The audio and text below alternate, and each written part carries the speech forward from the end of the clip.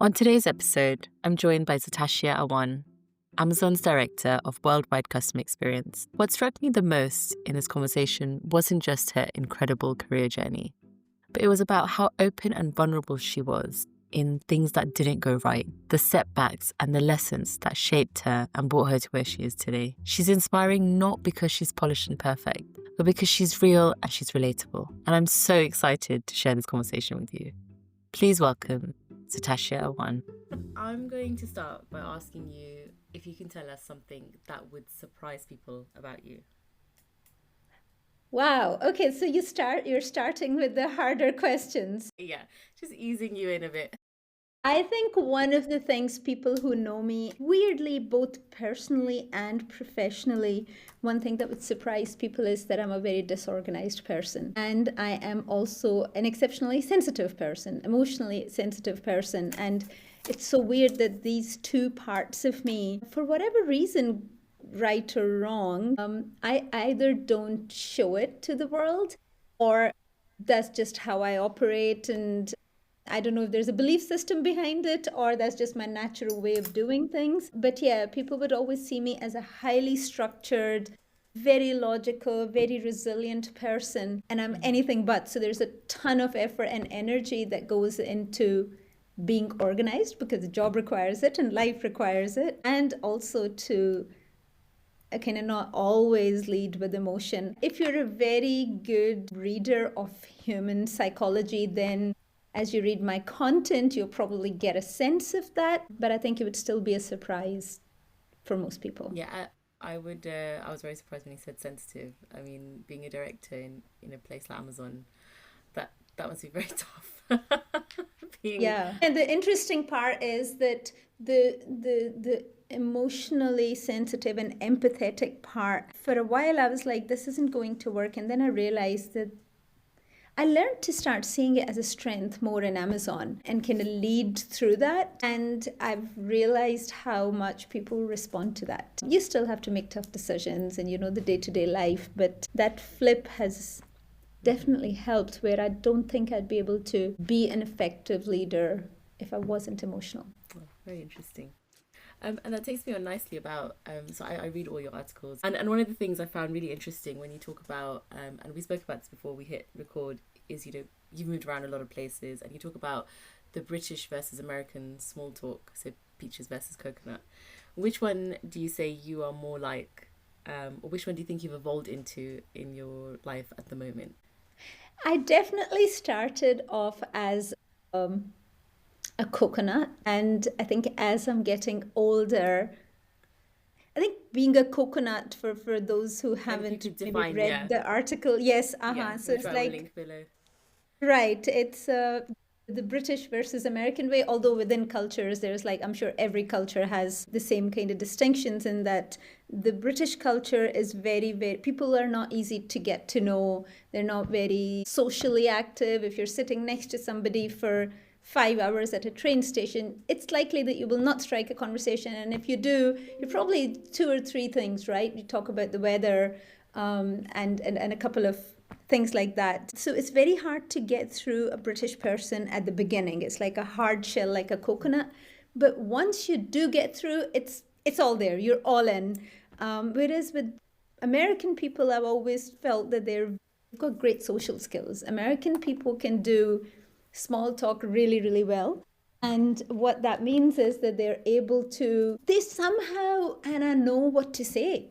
And they somehow know how to ask those really intelligent questions. And before you know it, a conversation is happening. And if you're used to the British way, you would think, okay, we've now passed that hard shell phase and we're now friends. But they're more like peaches, where inside there's quite a hard shell. So we were at the West End watching a show, and there was this American couple sitting next to us, and they were chatting away, and we were talking for like half an hour, and we thought, okay, well, we're kind of almost friends now. And when they left, they didn't even say goodbye. They just left because they were just having small talk, and we were like, "What's going on here?" So I think I definitely started off as a coconut, where it was difficult for me to initiate any conversation or relationship. But if mostly through the other person, if they had the patience to do it, it was like all in sort of a thing. Maybe because of the amount of interactions you have to have at work now and the amount of people you interact with, I've become a lot more easier with those interactions. But then I've also learned there's only so many people that you can let in fully as well. So my transition is definitely not in any other way, hopefully ditching the British ways. I think that would always be my preference, but definitely transitioning to the American way on being a peach. And before we jump into your early life, what's one personal ritual or habit that you can't start your day without? It sounds bizarre, but I have to make my bed. I even make my bed in a hotel room. And I know that somebody is going to come and make the bed shortly, but I love that there's some mental peace and order that I get from doing that. And also a small workout if I can manage, which doesn't happen every day, and it's nothing extensive, but if I don't do it, then I feel the difference all through the day. So it kind of grounds me. I completely resonate with making your bed. I completely get that, because you just do that one thing in the morning and then you're set. And I find like I can't do my work. I can't start the day until my room's clean, because you're gonna come back to mess otherwise. So I completely resonate with that. There was this American air marshal or somebody, and he gave a TED talk, and he said, if there's one thing you do, you should make your bed. And the whole world went mental about it, like, wow. And I thought, did all of these people not make their beds before? Like, it seemed like there's a very big revelation. Students. I did read that. That's right. Yeah. Yes, it wasn't a TED talk. And I thought to myself, okay, and the next would be like brush your teeth in the morning or something. Yeah. No, I completely resonate with that. So if we start moving to early life, so if we peeked into a photo album of a 10-year-old Zertashia, what would we find? I think a 10-year-old Zertashia would be very, very curious about the world and very confused. I remember I have this thing of questioning everything. My team will tell you that it drives them crazy, but I've been like that from a very, very young age, and I couldn't understand the world around me.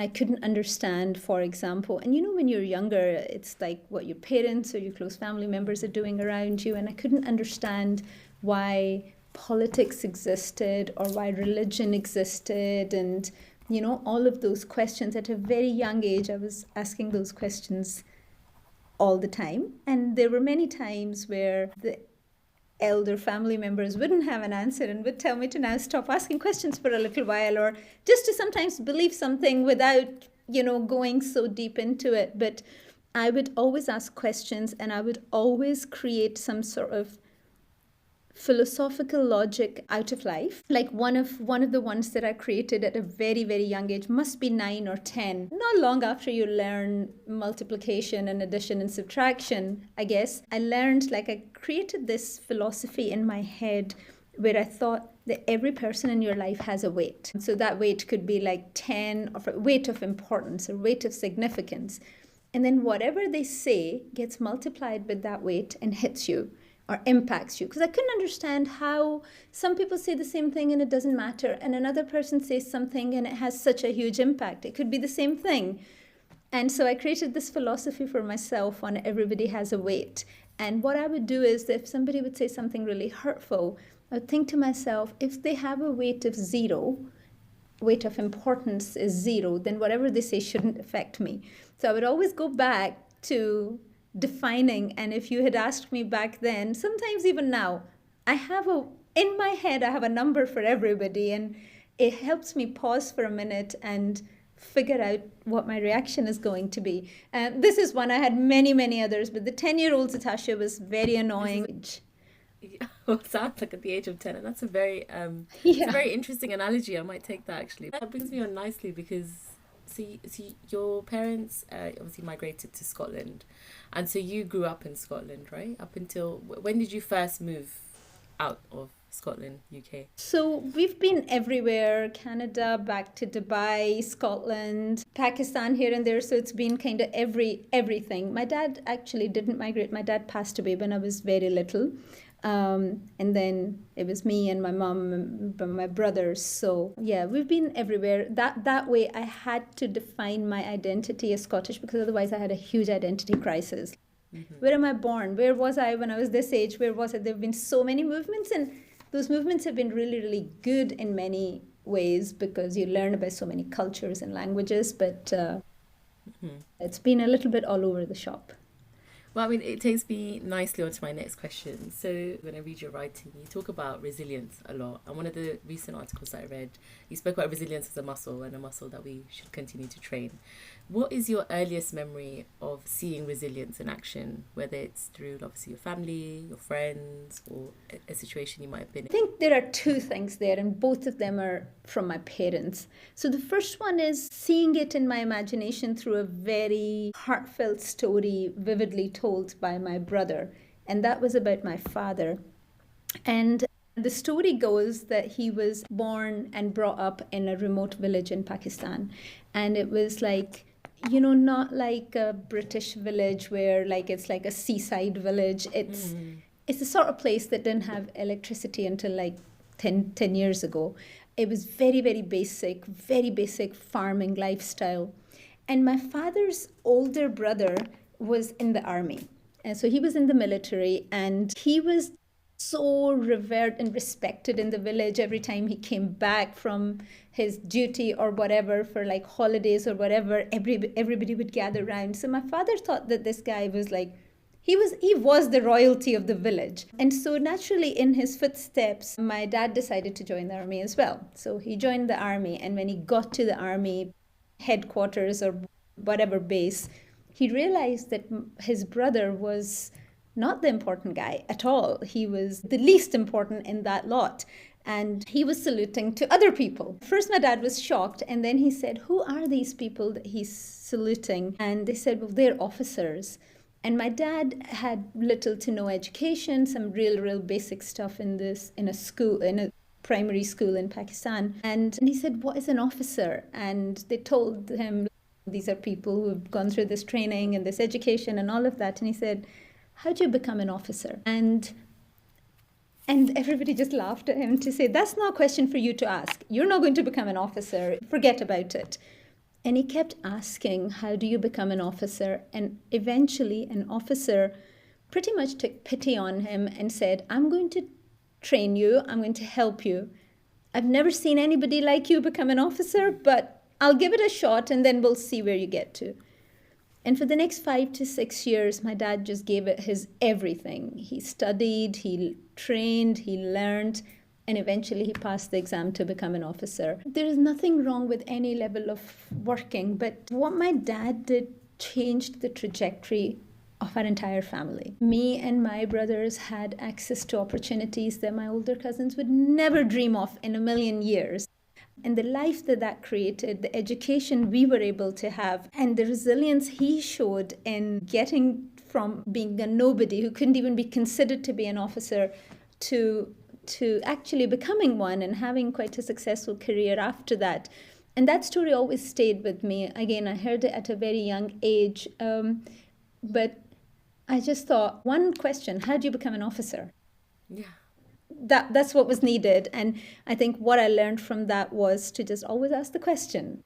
There are times in my life that I didn't ask the question I should have, but this reminder definitely comes back and has been a guiding force. And then I think from my mom, her entire life was a story of resilience. My mom is also not with us anymore, but after my dad died, I was very young, and she had the burden of her children, and she was a school teacher, and she just worked so hard to make sure that we went to private schools. And like, again, that was not imaginable for our economic situation or our financials, but she did everything because she had a fundamental belief in education. And her story was that they were so poor growing up that when she finished her secondary school, her dad couldn't afford to send her to high school.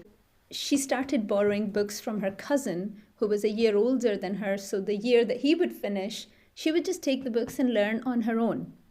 And then she privately sat exams all the way to doing a master's, all of it on her own, and then managed to again pull her family's life out of, the poverty and the financial and economic situation they were in, and made sure all of her siblings were then educated. So both my mum and dad, quite how they got together with very similar stories is just probably luck, because they didn't know each other before they got together and got married. But both of them have kind of been those two people who showed like extreme resilience despite their circumstances to move forward. So those are like my mom, I saw it with my own eyes every single day. The work ethic, the integrity with which she carried herself. And my dad mostly through stories, because I was 5 years old when he passed away. But both have had a very profound impact on how I've shaped my life. Thank you so much for being so open.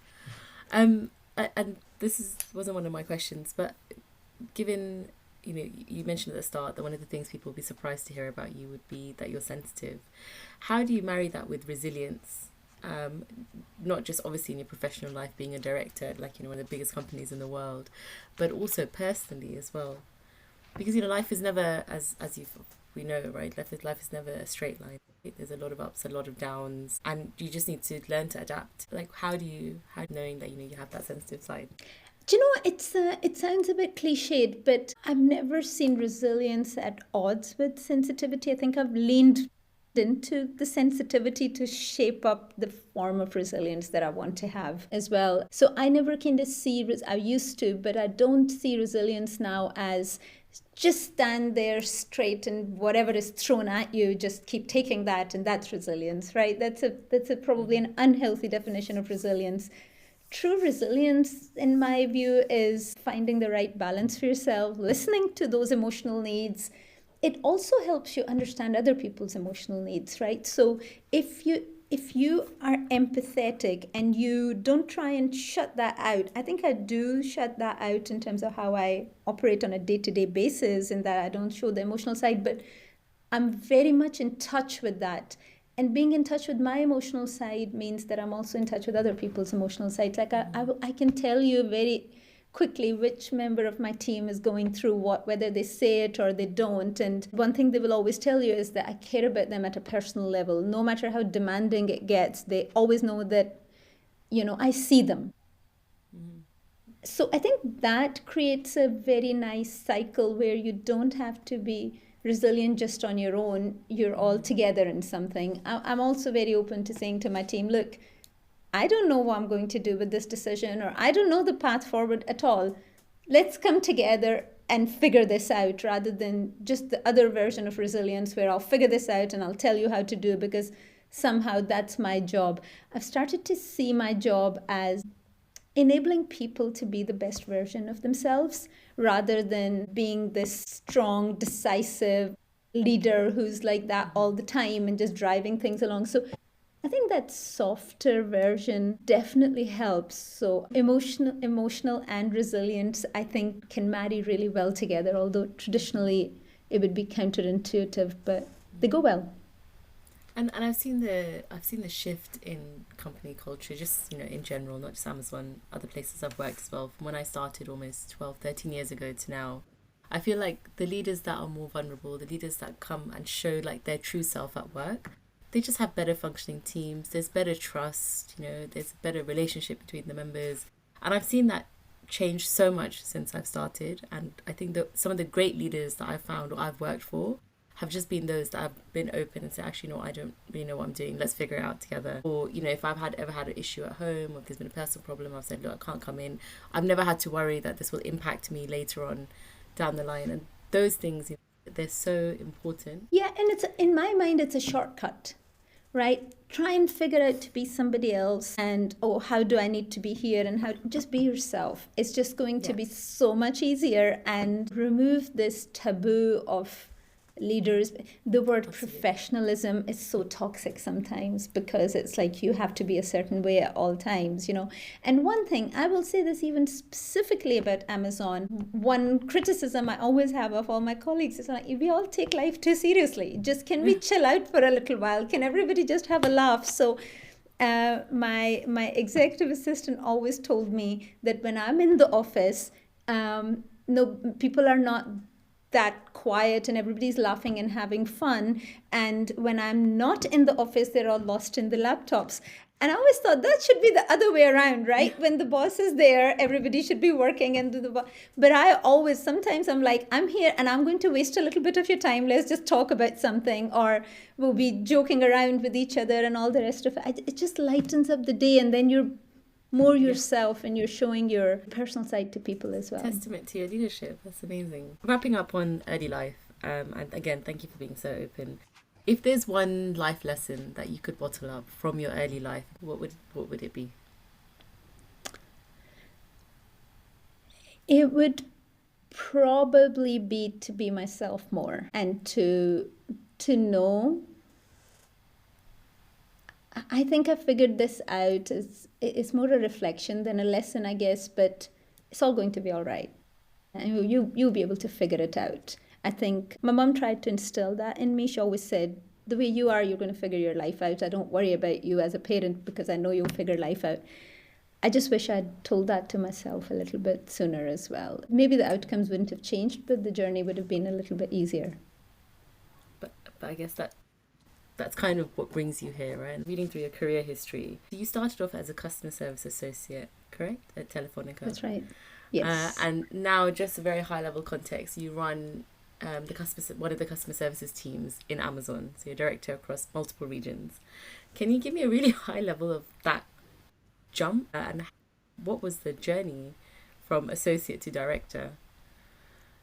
Do you know, it was really weird because, and a lot of people always say to me, you knew where you were going and you've designed your career really well to get there. And I always say I didn't know where I was going. I actually set really small goals for myself. So when I was at uni, I started, part-time job because I had to pay the bills to be a customer service associate. And I thought, okay, well, if I get to the next level of management, then that would be fine. At that time, you don't know a lot. Two things. One, you finish an MBA, come out in the open world, and you think you're going to change the world, and you realize that whatever you learned is not how the world operates. Yeah. So there's a little bit of that, maybe impact on confidence as well. But I thought, okay, first line management would be amazing. And I remember thinking, I wouldn't want anything else if I got to that first line management. Then I got to that first line management and I thought that was enough. So at every stage of my career, I've thought this is enough. I'm good with that. But I have somehow two things, Anna. One, that I think the work ethic that I learned from my mom, it was like, whatever you're doing, do it really, really well. And so I always kind of just did my job with a lot of heart and I would always learn other things. I would care about everything and not just the role that I was doing. I think in Amazon we would call it ownership, but before knowing what that meant, I would always help other people. But the second one was I got super lucky with mentors and leaders. I have had a track record of being in people's teams where I have become a lot of their line manager over time. And I cannot remember one single person who ever felt insecure about that. There have been such amazing leaders, and weirdly, a lot of female leaders and not a lot. For some reason, I ended up having a lot more female leaders rather than male leaders, although I have had a phenomenal male leader as well. But these leaders just kind of lifted me up. They almost made it their mission to help me out, and maybe they saw some potential, but they never saw me as a threat. Mm-hmm. And they kept building me up, and somehow through those amazing leaders and me doing I don't know if I'm good enough to be where I am or whatever, but I will tell you that when I do my job, it has to be done to really, really high standards. So I think that played a part and people could trust that. But that, and then you're constantly learning and figuring out. I'm learning from my surroundings all the time. So there wasn't a plan. But I would say, though, that there were times when I had to take career decisions in my own hands where I got burnt and didn't get promoted. So it's not like it all just happened sleepwalking. There were times when I took more control. But for most part, it was just the right opportunity came at the right time. And then I got into that opportunity. Just even moving to the final L8 or director position, I joined this specific team just to lead a program. We were just going to start exporting into the Middle East, and I was like, let me do that because I've done everything else and not a lot of interesting stuff happening in my world now, so let me try something else. So those bold moves have really, really paid off as well. And then before we knew it, this world got way bigger than we thought it would, and so on and so forth. So yeah, that's kind of been the journey. It's also a bit like the iceberg analogy that, people see the tip of the iceberg and they say, oh my God, like, look, it's not, that big or that hard. But really all the work and the graft and the struggles that you've had below the surface, which people don't see, and I'm sure it would have been like tons of hard work to move through them. Also, because I didn't have very high expectations, I was always very grateful. So I was always so grateful, and I think that attitude of the attitude of gratitude made all of this a little bit easier. Like I remember we had somebody over to do this kind of mindfulness thing with us, and she said, "Is life easy or is life hard?" And you could see across the room people who said life is easy are the ones who kind of make it easy for themselves, and the ones who said life is hard, that narrative plays out in their life. And I'm so lucky to be one of those people who think that life is easy, despite everything that has happened in my life. And it hasn't, on a real benchmark, it hasn't been easy at times, but you can throw me in a jungle somewhere with nothing to eat, and I'd still be grateful that I can probably get some warmth or something, and I'd try and make something out of that. So I think that helps get through it. I don't know, it's also sometimes toxic to constantly tell people to keep looking at the positive side, but if you have a natural disposition to look at the positive side, your life's going to be just a little bit easier. And I would think, as you talk through it, that watching your parents' life journeys and their work ethic and kind of what they went through to give you guys that opportunity, I always feel like gratitude is something that features a lot in the South Asian diaspora. When we talk about it, that we're so grateful for where we are, because actually we are as so my mom's family also were from a small village in India, and again similar story where grandparents moved and just for a better chance at life, and that's why like I'm here. And I had that upbringing in the UK, otherwise I wouldn't have. And so there's always that kind of undertone of like, just be so grateful for what you have. So I remember when I first graduated and I got a job, I had a job at a very good automotive company, and when I got the offer for Amazon, my dad couldn't understand why I'd want to move. He's like, but you're already working at such a brilliant company, you just stay there. Like, they just couldn't fathom that actually it's changed now. Like, I want to grow my career, and I don't have that stay in the same place. Grateful, don't worry about promotion, stability, security, because they never had that growing up. And how much of that do you think for you comes from your life experiences and your parents? You're so right. All of it. Sometimes it's super helpful, sometimes it's also, you can settle for less sometimes, or maybe dream a lot more and you don't. So these days I'm trying to work through that, to say, where am I blocking myself? Where am I putting my own ceiling, But I think a lot of it. And then I'm sure you still have family that can remind you of where your life could have been. And so that gratitude then comes with it. But yeah, you're right that it's so much more prevalent in the Southeast Asian groups. See my friends who are, by the way, second, third generation people in the UK are now starting to think differently. Like my little nephew wouldn't know any different, but that's because their parents also didn't know any difference. It's changing. Absolutely. For our generation, or for my generation, definitely, it's a huge impact. Moving on to, and I'm sure you've got multiple of these, but in your career or even in your personal life, are there any key achievements or moments that really stand out where you feel like, oh my God, like I've done this and this is like my win, that come to mind?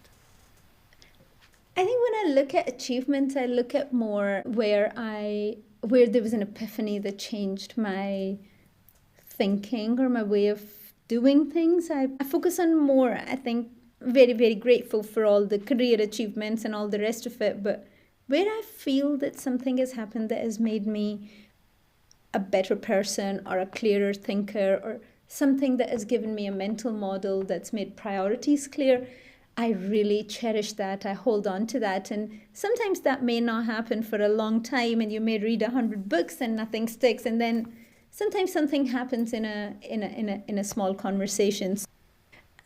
I think there are quite a few, but one of the ones that I would pick would be early on in my career. There was the role that I was going for, and I was the most junior tenured, and in that company age mattered and years of service mattered, and there were a lot of people who were older than me, and everybody was older than me, everybody was more experienced than me.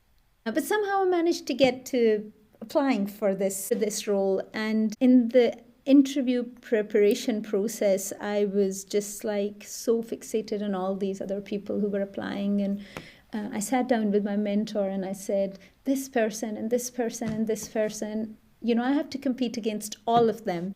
And she said, no, one person is the only one you have to worry about. And I thought, okay, well, she'll tell me which one out of them, because she was more senior in the organization. She had a better picture. She may know something here.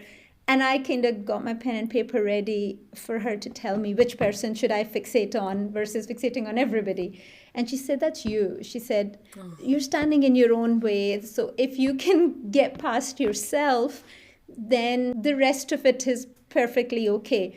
And that dropped on me like a bombshell. Like, don't stand in your own way with all of these doubts and thinking that other people are better than you. And then she said to me, she said, and she had like a mobile phone in her hand, and she said, if I'm trying to tell you that this is a really great mobile phone, but I don't like this mobile phone myself, and I really don't think it's a good mobile phone, she said, how long will it take you to figure out that I truly don't believe in this mobile phone myself? And I said, it will take me 5 minutes, less than that.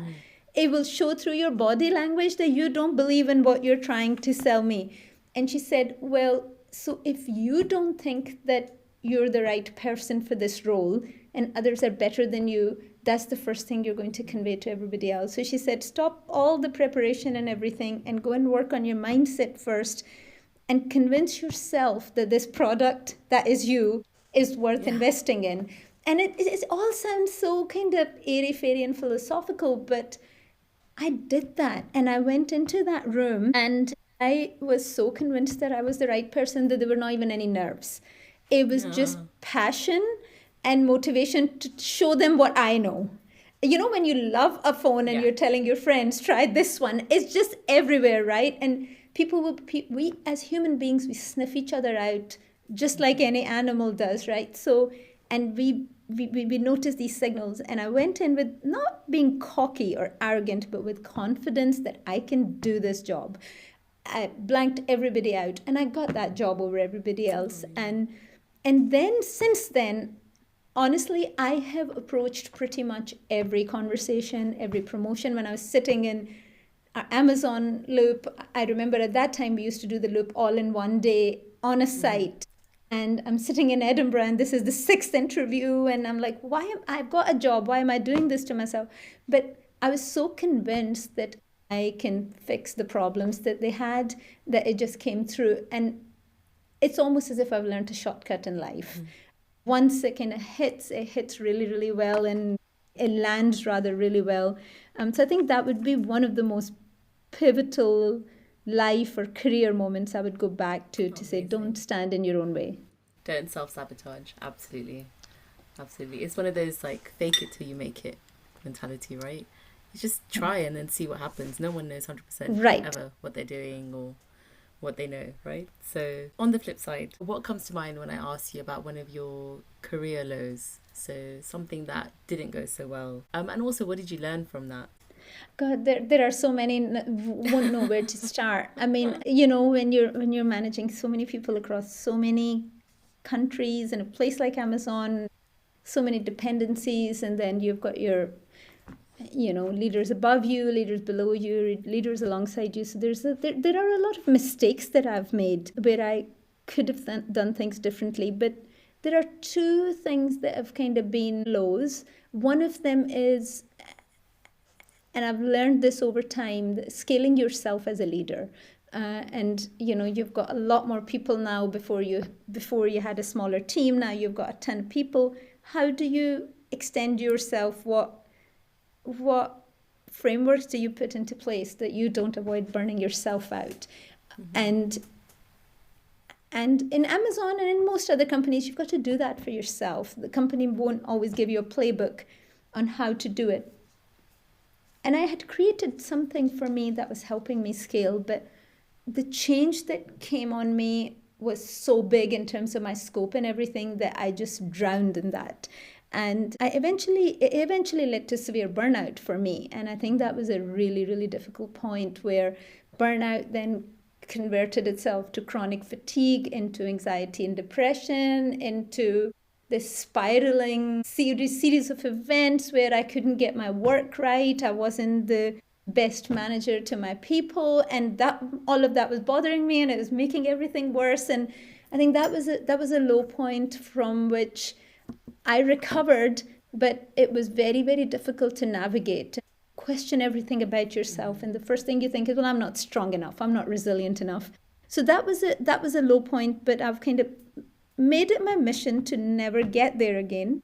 You can easily slip back. Scaling yourself as a leader and burnout is almost one of those things that you can slip up very quickly if you're not paying attention. So it's a lifelong journey, especially when you work in demanding organizations. And so that was kind of one low point for me. When I remember those times, I don't remember them in a nice way.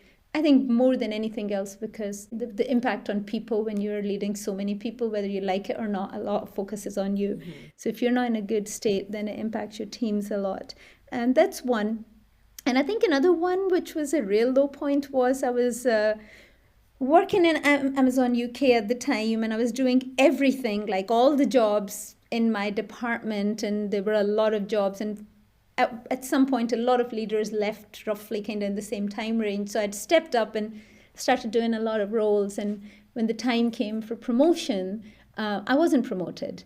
And it was all kind of lost in the transition from one manager to another and all the rest of it. But it was just such a given that I would be promoted, and I wasn't promoted. And when I found out that I wasn't promoted, it wasn't even put up for promotion, I felt like somebody had pulled the rug from under my feet. Like I was never entitled, like I was saying to you earlier, but this was a real injustice. Like, What just happened? And in that moment, I could have maybe been really negative or upset, which I was, at least in my own head, but I decided to just address it. Going to people and just talking about things, I always feel just is so much easier than just wallowing in misery yourself. So I went and spoke to my boss, and he said, well, we'll promote you in the next round or whatever.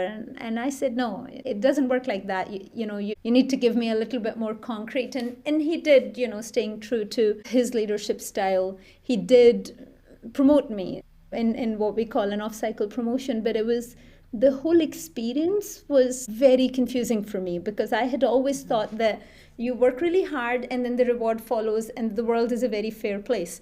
And what I learned from it is that the world is a fair place, but you have to take control of your own destiny sometimes. And people don't mean any harm, but everybody's busy. And what's your priority?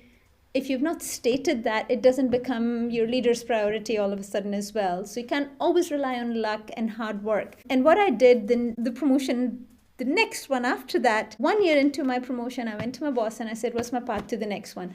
And I felt horrible. I felt so entitled. But I thought, I'm not asking to promote. I'm asking, what's my path? So give me the path. And because I had initiated that conversation and shown intent, I was promoted I think a year and a half after the first promotion. I got the second promotion, and it would have probably happened, but maybe 6 months or a year later than when it did. So I think that low point kind of taught me something good, but it didn't feel, both of these experiences did not feel good in the moment at all.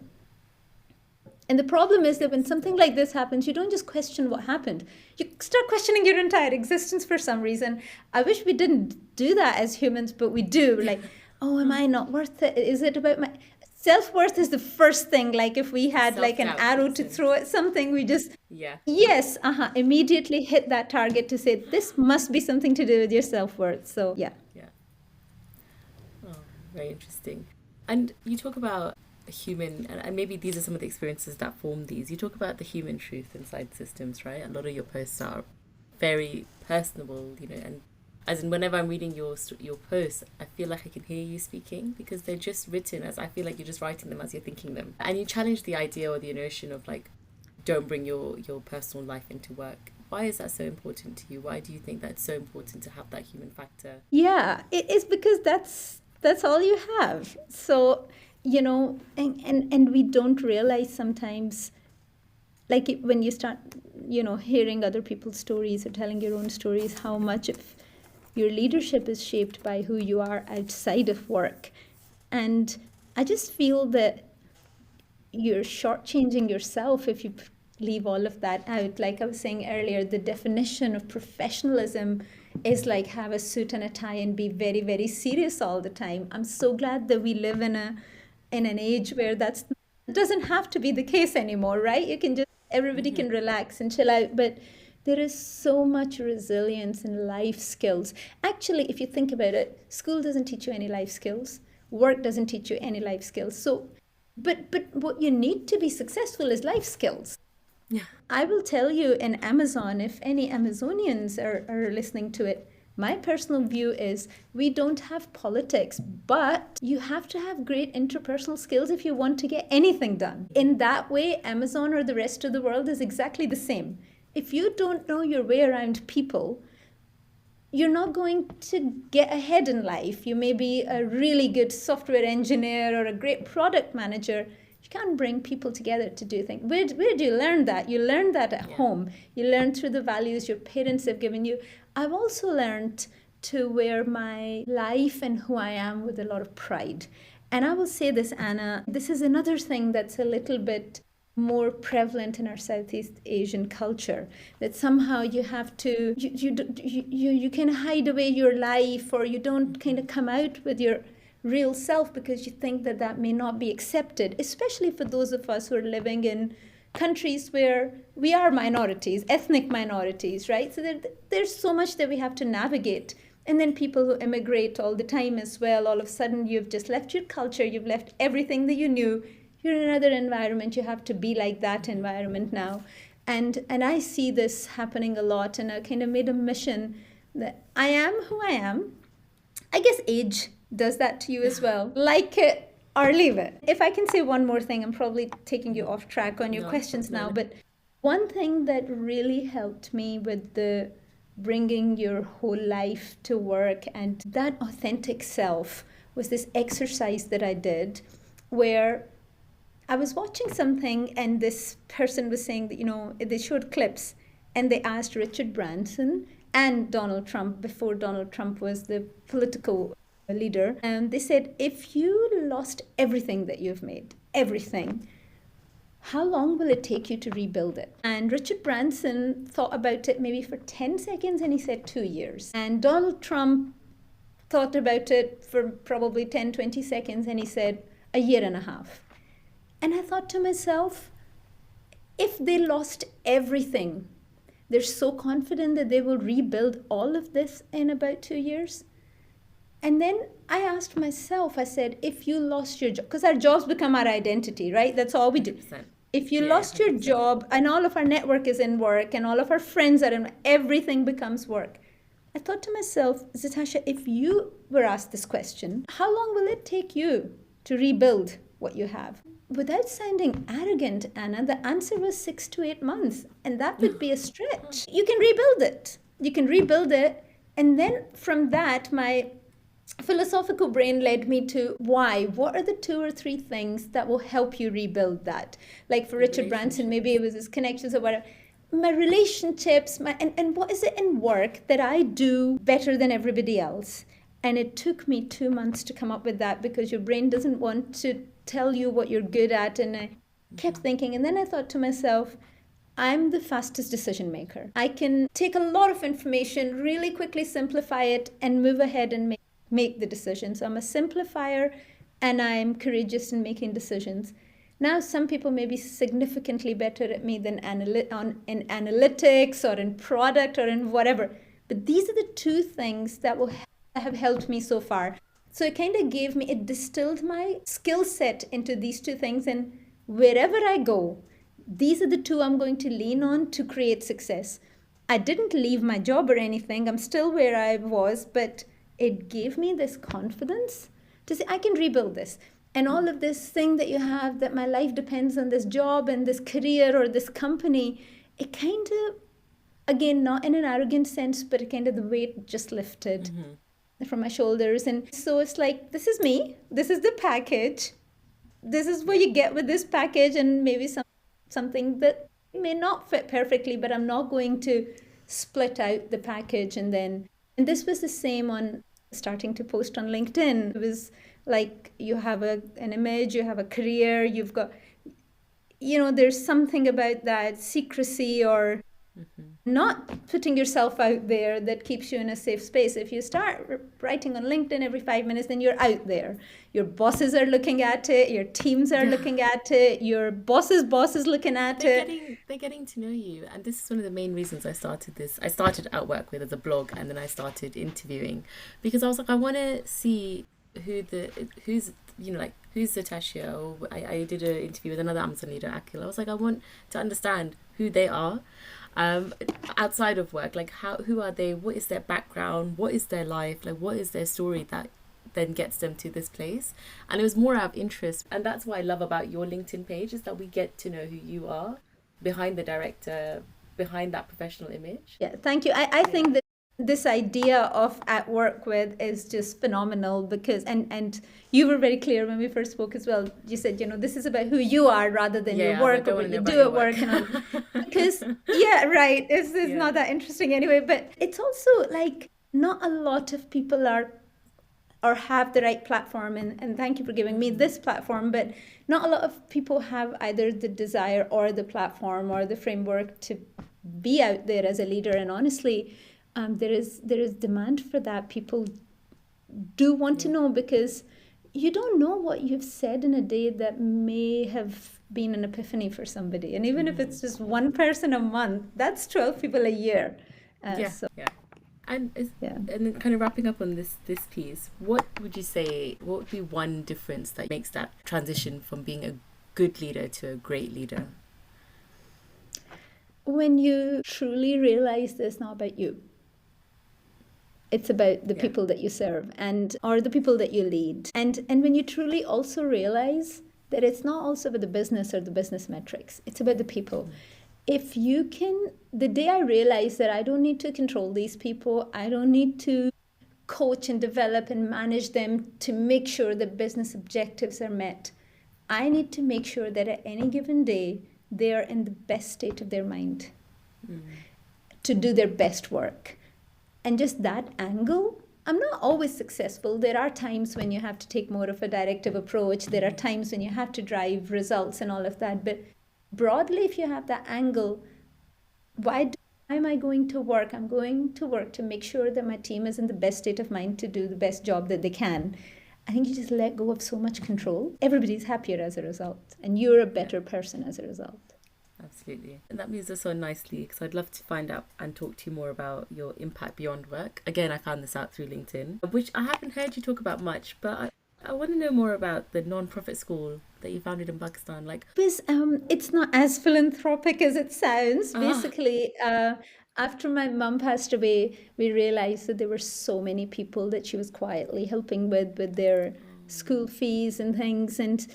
And in Pakistan, the way it works is that there are government schools, and the fees may be as low as $2 a month or something, but people don't afford to do that, or they don't think that that's the priority. So they just take their children out of school, and especially their daughters out of school, and that happens more in the villages. So anytime she learned that somebody was removing their child from school, she offered to just start paying their fees. And so it became a bit of a group of people that she was supporting. And of course, we made sure that after she passed, because she died without much notice, so she couldn't plan around these things, but we made sure that that was taken care of. But it was just a simple thing where this part of a village where she was helping some people, they just did not have anything, and like little kids were traveling on buses and public transport or whatever to get to the nearest place where they could have a school.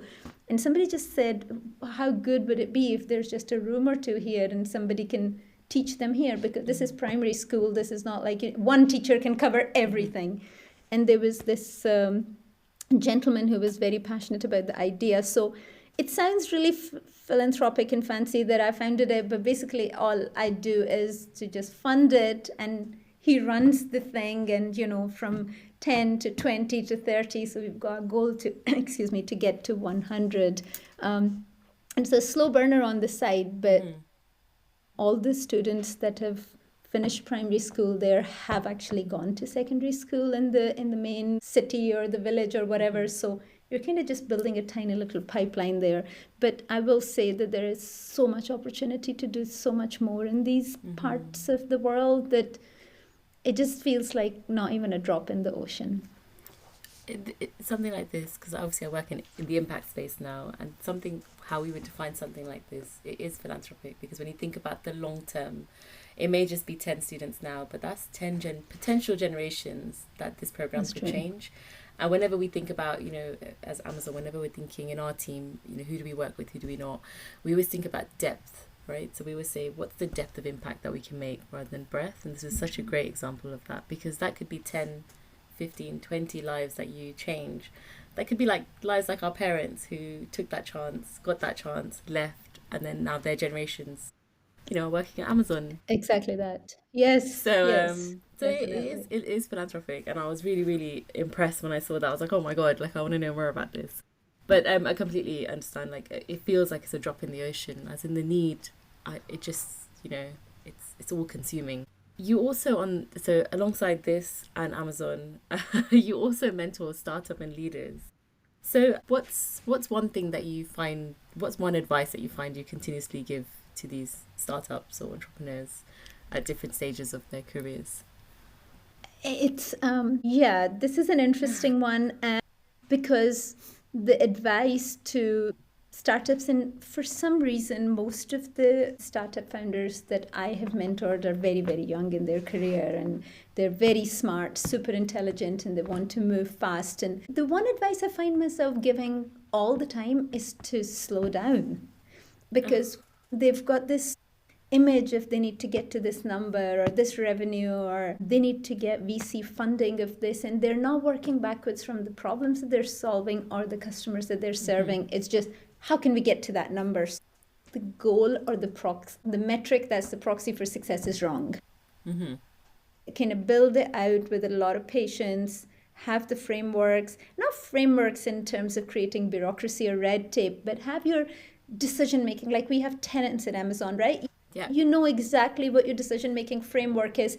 And if you take a little bit of time to create that, then you can scale as a leader, because then you're scaling your thinking. Anybody can look at this and make a decision. Believe it or not, most startup founders are just frustrated when you take voice of the customer to them and with their teams. It's like, well, can we not cut a ticket, or when can customer service not deal with it? And it's like, this is gold dust for you. This is going to determine how you're going to... You should be obsessed about what your customers are going through every single day. And that, unfortunately, it doesn't happen as often, you know.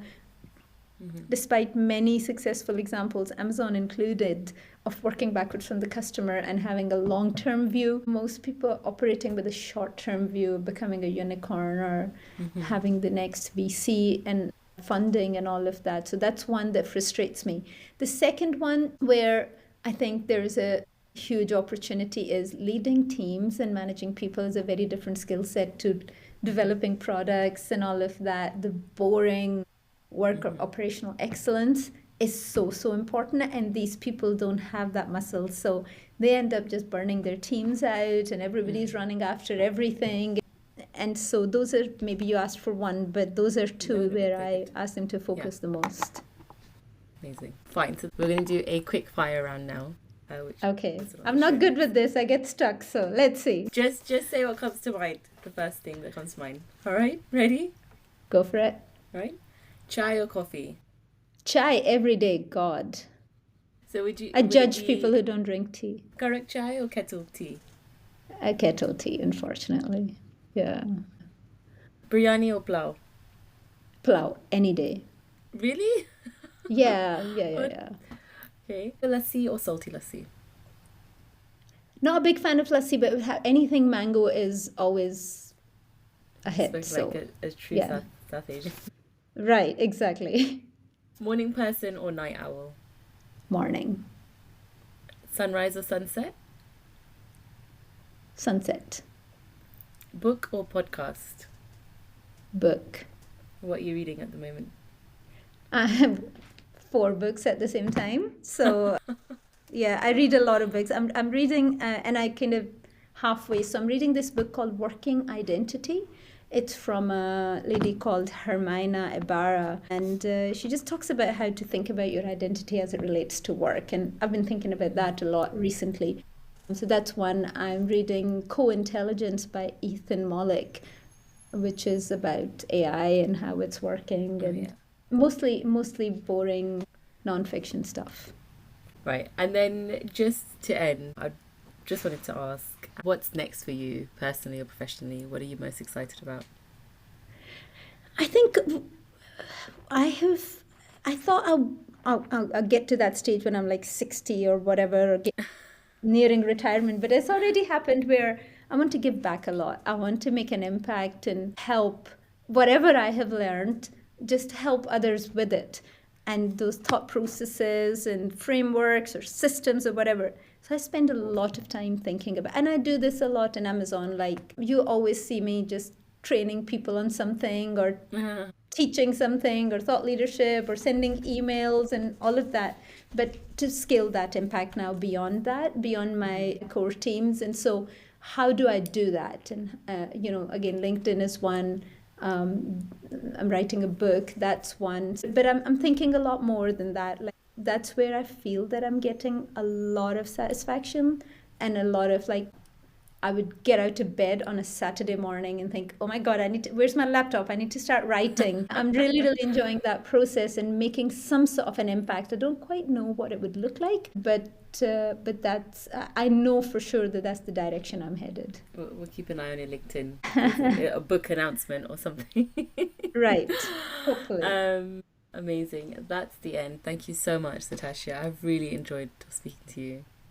Thank you, Anna. You are great at what you do. You made it super easy for me. So Thank you big so thank much. you. Cool.